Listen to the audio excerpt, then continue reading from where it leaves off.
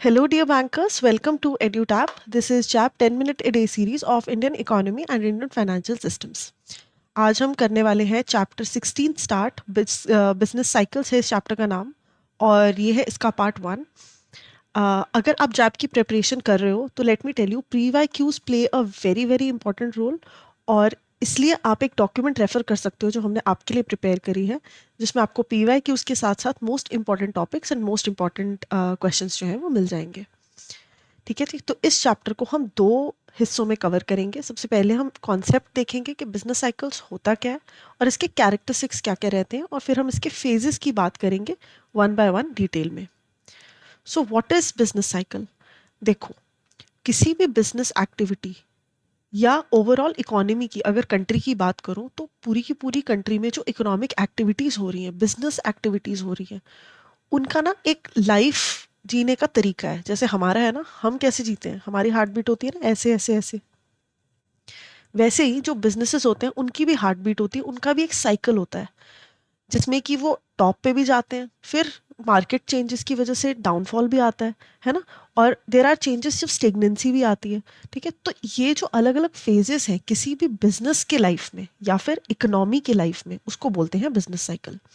तो आप डेफिनेशन यहाँ पे देख सकते हो, the business cycle and economic cycle refers to economy wide fluctuations in the economic activity over months and years। ठीक है, अब ये जो साइकिल्स हैं, जो फेजेस हैं, ये जो स्पेसिफिक है इनके लिए वो क्या है, वो ये है कि इकोनॉमी वाइड है। ऐसा नहीं है कि सिर्फ ऑटोमोबाइल सेक्टर में हो गया और बाकी सेक्टर्स बच गए, है ना। तो वो पूरी की पूरी इकोनॉमी, अगर मैं कंट्री की बिजनेस साइकिल की बात कर रही हूँ तो जो भी बिजनेस उस कंट्री में ऑपरेट कर रहा है उस पे मोर और लेस उस बिजनेस साइकिल का इम्पैक्ट जो है वो पड़ेगा। ठीक है, तो ये पूरी कंट्री में, पूरी इकोनॉमी में फ्लक्चुएशंस आती हैं।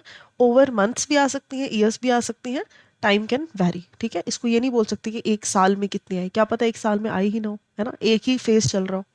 ठीक है जी, तो टाइम जो है इसमें इंपॉर्टेंट नहीं है, साल या महीनों में ये जो चेंजेस हैं वो आ सकते हैं। In generalized way, it means business activities passes through different phases of prosperity and depression। ठीक है, अच्छा भी टाइम आता है, बुरा भी टाइम आता है। अच्छा टाइम कैसे आएगा? डिमांड बहुत अच्छी है, डिमांड बहुत ज़्यादा हो रही है, उस चीज़ को मीट करने के लिए सप्लाई भी बहुत बढ़िया तरीके से हो रही है ना। डिप्रेशन क्या होगा कि ना डिमांड हो रही है, ना सप्लाई हो रही है, ना ही कोई इन्वेस्टमेंट्स है, ना ही लोगों के पास सेविंग्स है, खर्चा करने के लिए पैसा नहीं है एंड ऑल दैट, राइट। तो क्या होता है मतलब every phase we will read one by one in the upcoming lecture. आज के लिए बस आपको ये ध्यान रखना है कि ये होता क्या है। It affects not only the economy but all businesses on individual level as well, है ना। तो इकोनॉमी को अगर फर्क पड़ रहा है तो उसमें देखो ये ऐसे है ग्राफ।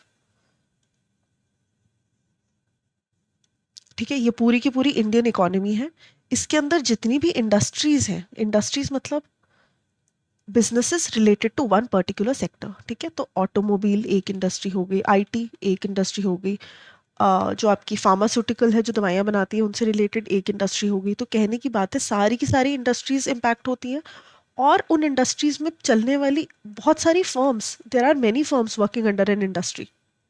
तो वो सारी फर्म्स जो है वो भी इम्पैक्ट उन पे भी पड़ता है, और जब फर्म पे इम्पैक्ट पड़ रहा है तो इंडिविजुअल प्रोड्यूसर और इंडिविजुअल कंज्यूमर पे तो पड़ेगा ही। ठीक है जी, तो इस तरह से कुछ हायरार्की में हम सब पर इफेक्ट पड़ता है बिजनेस साइकिल्स का। अब इसके कुछ कैरेक्टरिस्टिक्स हैं which I want you to remember from examination point of view as well. ठीक है, दिस इज इंपॉर्टेंट। सिंक्रोनाइज्ड होता है, जो मूवमेंट्स होती है ना वो सिंक्रोनिक मैनर में होती हैं, अपवर्ड देन डाउनवर्ड। ठीक है, जो कि सारी इंडस्ट्रीज को इफेक्ट करे, यानी कि ऊपर जाती है नीचे जाती है, ऊपर जाती है नीचे जाती है। अब वो किस डेप्थ में जाएगी दैट इज समथिंग एल्स, लेकिन if there is an upward curve there will be a downward curve as well. Wave like movement होती है, साइक्लिक फ्लक्चुएशंस होती हैं। ठीक है, फेजेस जो है वो रिपीट होते हैं, ऐसा नहीं है कि ऊपर गई और नीचे गई और बस, है ना, it does not happen that way. ऐसे ऐसे आइडियली जो है ग्राफ ऐसे ऐसे रहता है। अब ये जो ऊपर नीचे की बात मैंने आपसे कही है, दिस कैन बी ऐसे वाला ऊपर भी, है ना, एक टाइम ज़्यादा ऊपर आ गया, एक टाइम बहुत ज़्यादा नीचे चला गया, फिर थोड़ा ऊपर आके और नीचे आ गया। ओवरऑल मतलब कहने को वो जो टाइम एंड फ्रीक्वेंसी है वो चेंज हो सकती है लेकिन साइक्लिक रहती है, रिपीटेटिव होती है। ठीक है, फेजेस जो है वो रिपीट डेफिनेटली होते हैं, चाहे कम टाइम के लिए हो। मूवमेंट जो है सिमेट्रिकल नहीं होती, ये तो हम समझ ही चुके हैं, है ना। एक बार की अपवर्ड जो है वो छोटा है, लेकिन नीचे जाने वाले जो है वो बहुत ज़्यादा है। अगली बार ऊपर जाने वाला बहुत है, नीचे जाने वाला छोटा और कम टाइम में हमने रिकवर कर लिया, ठीक है। तो it can be like this. Okay, so synchronic मतलब अप एंड डाउन है, साइक्लिक मतलब रेपिटेटिव फेजेस हैं, ठीक है। And movement are not symmetrical, symmetrical नहीं क्योंकि यहाँ पे देखो गैप कितना ज़्यादा है, यहाँ पे कितना कम है। Timings is random and unpredictable. Now, this can happen within a span of 4 years, and this can happen within a span of 1 month as well. ठीक है, तो ये टाइमिंग जो है वो फ्लक्चुएशंस है। अब ये जो फेजेस हैं इनके नाम भी हमने दिए हुए हैं। जब ऊपर की तरफ जा रही होती है, ठीक है, 4 फेजेस हैं जिसके बारे में हम पढ़ेंगे: boom, recession, depression and recovery. When the economy is going upward, that is a boom period. जब इसका टॉप नॉच आ जाता है बूम का, दैट इज कॉल्ड पीक, ठीक है। ये बूम का ही पार्ट है। बूम जब अपने फाइनल स्टेजेस में होता है, दैट इज कॉल्ड पीक, ठीक है। उसके बाद आना स्टार्ट होता है रिसेशन, जब कहानी नीचे की तरफ जाने लगती है। ड्रॉप फिर आता है जो उसका लोएस्ट पॉइंट है, वो कहते हैं ना hitting the rock bottom. So that is what it is.